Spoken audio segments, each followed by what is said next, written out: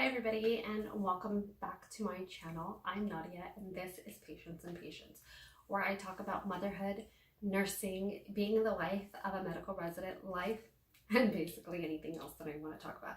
In today's video, I'm going to be covering what to discuss in the neuro portion of your nursing report. If you're a new grad nurse or a novice nurse looking for a way to organize and streamline your report, this video is for you.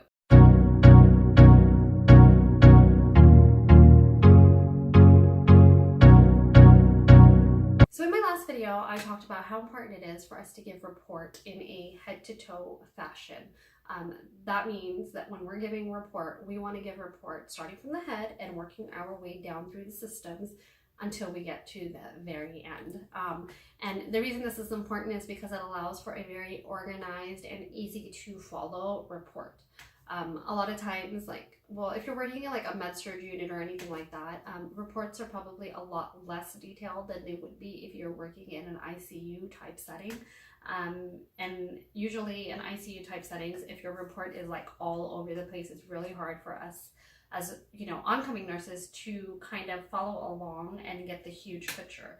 And so it's really important to follow a head-to-toe assessment type report giving, because it just makes it easier to follow. So what exactly do we talk about in the neuro section of this head-to-toe assessment? And so neuro refers to the brain, and so we want to talk about everything that encompasses our brain, our eyes, our head, our mouth, our ability to speak, and all of those things. But it also includes other tiny details. And so when I give report on my patient and I discuss the neuro system and I want to talk about everything that's going on in the neuro system, I initially like to start off with their mentation. How alert and oriented is this particular patient? What I mean by that is, are they alert and oriented times 4, which is what we hear a lot in shows like Grey's Anatomy or ER, or even just in report, when we're getting report. What exactly does this mean when you say that my patient is alert and oriented times 4?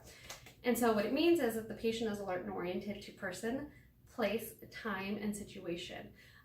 Now, in the case that your patient is not alert and oriented times 4, and they happen to be alert and oriented times, say, maybe 2. Maybe they're alert and oriented to themselves. They know who they are, and they know that Donald Trump is the president. I know, I'm not happy about it either, but it doesn't make it not true. And so you would tell the oncoming nurse that Mr. Smith is alert and oriented times 2, but he only knows who he is and who the president is. That gives them the indication of exactly what they are oriented to. And then later on during their shift, if Mr. Smith happens to become alert and oriented times 1 and they only know that Donald Trump is the president, it gives them an indication that maybe they need to call the doctor and report these new findings and say that, hey, Nurse Nadia said that Mr. Smith was alert and oriented times himself, or times person and time, but I'm assessing him and he only seems to be oriented to time. He doesn't really know his name or anything like that. So it's really important to give those tiny little details when you're giving report. Next, so I'll talk about that. I would usually talk about their pupillary reflexes, and so you get this by shining a light in the patient's eye and seeing how quickly those pupils constrict, how small they constrict, not quickly, how small they constrict. And usually that's on a millimeter scale. It will be at 3 millimeters or what have you. And usually you can find a scale on pen lights and stuff like that, and they show you how the pupils are supposed to look.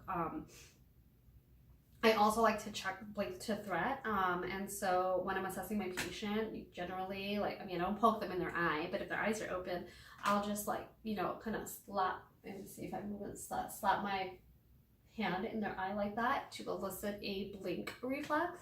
And so if they're blinking, that's a good sign, and you would tell the nurse that, he has a positive blink to threat. What else? That's basically pretty much it with the eyes. Oh no, one more thing. I would tell my patient to follow my finger with their eyes only, not their head, but just, follow my finger with your eyes, and I would see how their eyes are able to follow that. That checks the muscles within the eyes. And then I would tell my patient, go ahead and stick your tongue out. I would have them stick their tongue out, and then I would be able to see whether their tongue was deviating left or right, or if it just stayed right in the middle the way it's supposed to. And then I like to ask my patient to smile, and then I can check the symmetry of their face.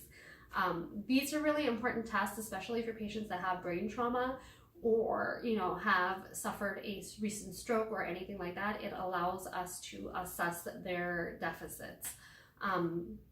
So I would do that. I would also go ahead and gag my patient.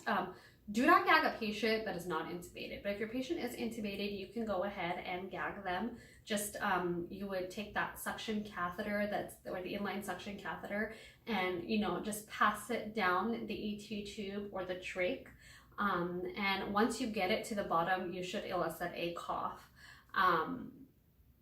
So what would happen is your patient would physically cough, or they would alarm the ventilator, and you would see that, you know, you are eliciting that gag reflex on your patient. And so if it's there, you would tell the nurse that, you know what, he has a positive gag and cough. If it's not there, you would say that the patient has a negative gag and cough. And so that's like, you know, a way for you to test that. I wouldn't do it on a patient that's not intubated. Please don't do that. But you can ask your patient to cough. So you would tell them, like, literally, just, can you cough? And they would be able to do it. Then you can, like, report that, you know, they were able to do it. And then I also like to ask my patients to squeeze my hands. I would be like, you know, Mr. Smith, can you squeeze my hands as hard as you can? And you would allow them to squeeze your hands as hard as they can. And this would allow you to test their strength bilaterally. And it also allows you to test their ability to follow commands. And then I would do the same thing with their feet. I would put my hands down at the bottom of their feet, and I would ask them to press up against it, and then put my hand above their calves and ask them to lift up against my hand. And it just basically does the same thing, that they're showing you that they can follow commands, and then that you're able to test to see how strong they really are. So that's basically the physical portion of your neuro assessment. Now, if you're working in a stroke unit or a stroke facility or something like that, then you would have like a little bit more important information that you would provide to the oncoming nurse in terms of your patient's mentation or neuro status. A lot of times, you know, if you do have a stroke patient, you're going to do like some kind of a stroke scale. The facility that I was working at, we were using the NIH stroke scale, and so that is just basically, not going to discuss that in detail. There's a ton of videos on YouTube about the stroke scale, but basically I would, you know, go through the test, and then you get a score. It's a numerical score. Say, for example, your patient scored at 18. I think the actual score or the passing score is like a 30 or something like that. But if they scored 18, that means that they have some deficits somewhere. And so you would discuss why they had the deficits. Again, because it allows that nurse to see the difference between his or her assessment and your assessment, and then now it gives them some data to provide to the physician when the physician comes around, or if the physician happens to call, or if there really is a large discrepancy and all of a sudden it seems that your patient is going down south. It gives that nurse some like information to provide to the physician, like where was there a change in mentation on this patient and why, and how was it assessed. And so that's really important. And then finally, if you are working in the ICU setting, a lot of times you will have patients that have procedures such as ventriculostomy placements, where we are draining CSF fluid out of the brain to reverse swelling or to protect your patient from herniation and things like that. And so, you know, oftentimes patients will have drains placed surgically by neurosurgeons, and it would be attached to a drainage system in which we assess the drainage every hour. And so when we're assessing that drainage every hour, you want to record it, not only in the physical chart, but also on your report sheet.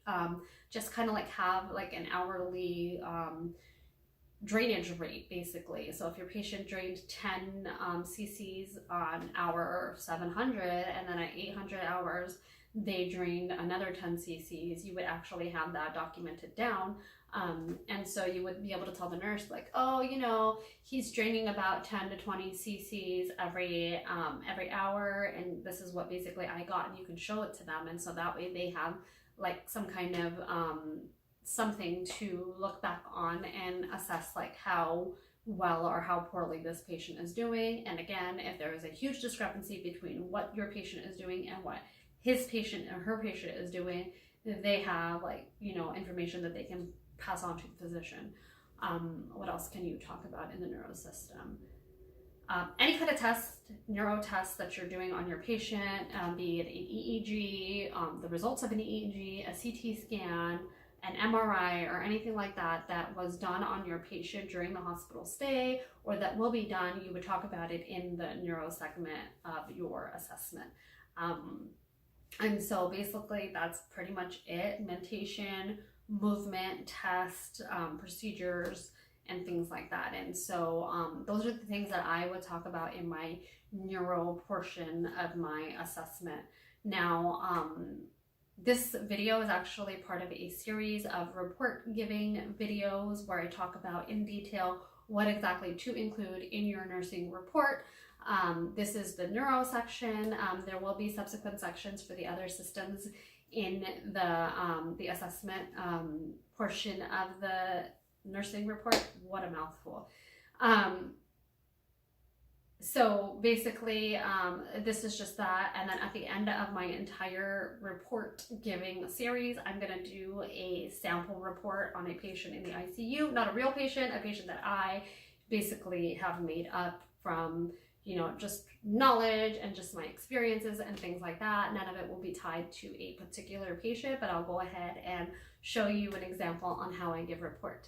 If you liked this video, go ahead and give it a thumbs up. If you want to see more videos like this, go ahead and hit the bell icon, and don't forget to subscribe to my page, share it with your friends. I hope this was a helpful video to give you a little bit of insight of the detail that you discuss in your report. If you have any questions, go ahead and leave me a comment. If you have any suggestions, leave me a comment, and I will be sure to get back to you. I hope this was helpful, and I hope to see you in the next video. Bye!